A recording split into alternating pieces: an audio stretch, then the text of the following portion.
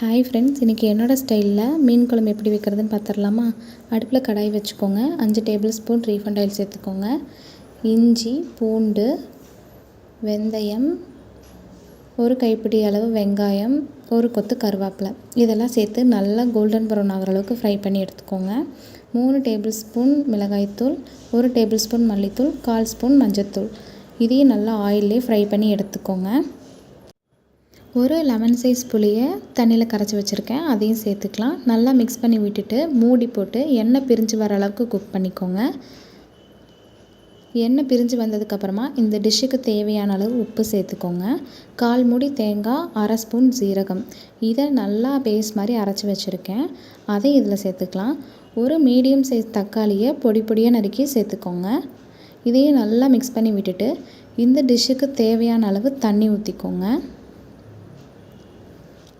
தண்ணி ஊற்றி மூடி போட்டு தேங்காயோட பச்சை வாசனை போகிற அளவுக்கு குக் பண்ணிக்கோங்க. தேங்காயோட பச்சை வாசனைலாம் போனதுக்கப்புறம் மீன் துண்டுகளை சேர்த்துக்கலாம். மீன் துண்டுகளை சேர்த்ததுக்கப்புறமா கிளறி விடக்கூடாது, அப்படியே மூடி போட்டு வேக வச்சுருங்க. 5 மினிட்ஸ் மூடி போட்டு வேக வச்சா போதும். மீன் துண்டுகளாக வெந்ததுக்கப்புறமா கொத்தமல்லி தூவி இறக்கிடலாங்க. சிம்பிள் அண்ட் ஈஸியாக இருக்கும். வீட்டில் செஞ்சு பார்த்துட்டு கமெண்ட் பண்ணுங்கள், லைக் பண்ணுங்கள், ஷேர் பண்ணுங்கள், சப்ஸ்கிரைப் பண்ணுங்கள். நல்லா சாப்பிடுங்க, நல்லதே சாப்பிடுங்க. நாளைக்கு இன்னொரு இன்ட்ரெஸ்டிங்கான வீடியோவோட உங்கள் எல்லாரையும் பார்க்குறேன். தேங்க்யூ, பாய்.